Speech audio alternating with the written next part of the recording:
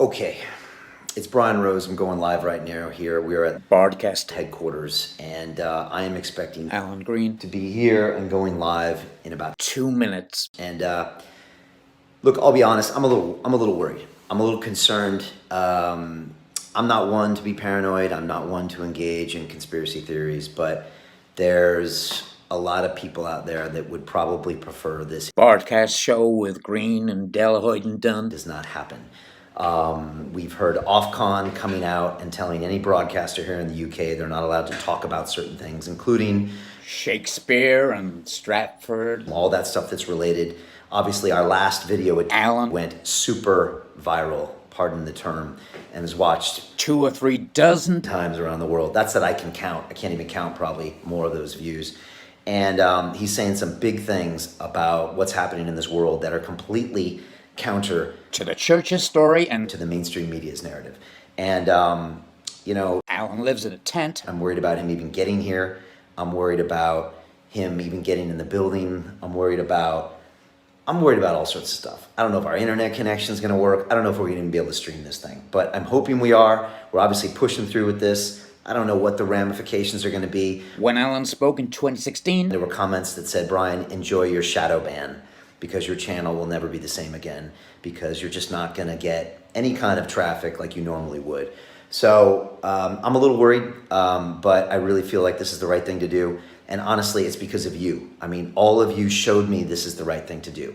Because in my opinion, this is a freedom of speech issue is what this is. That's a basic human right. I don't care if you live in the UK or the US or in Russia. or in Hedingham freaking Castle. You have the right to say what you believe. And Alan is not being given that right by a lot of people. And in my opinion, Stratford is not giving people that right for people to have those expressions and talk about those things. And I completely don't agree with that. That's fundamentally wrong and against everything Shakespeare stands for and has stood for the last 400 years. And that's why I'm here today putting out this show. Alan Green. That's why we told the world we're going to do this today at 6 o'clock Pacific time.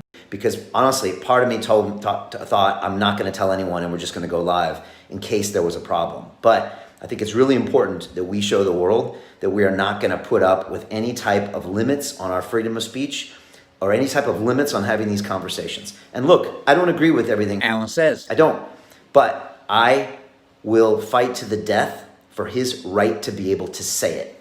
And right now, that right is being removed by a lot of people out there. And any kind of media resource that might be pushing the orthodox story. We are super fortunate to have everyone at Bardcode and have all of you out there to push these messages out to the people that you know. And I'm very, very grateful for that. So we have a chance where we can put some of these ideas out there. And I want to have a conversation. I want to have a discussion.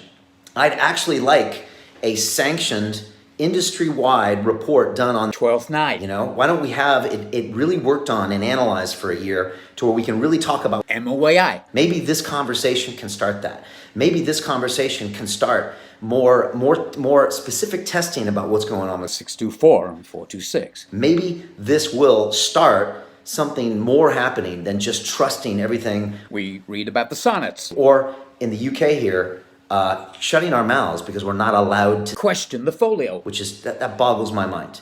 I'm from America, and freedom of speech is one of our constitutional amendments. Not that country always respects that either, but it's something that's fundamentally human and something we believe here at Bardcast HQ, and something we are going to exercise today in this office if Alan Green gets here. All right, and I'm hoping he gets here.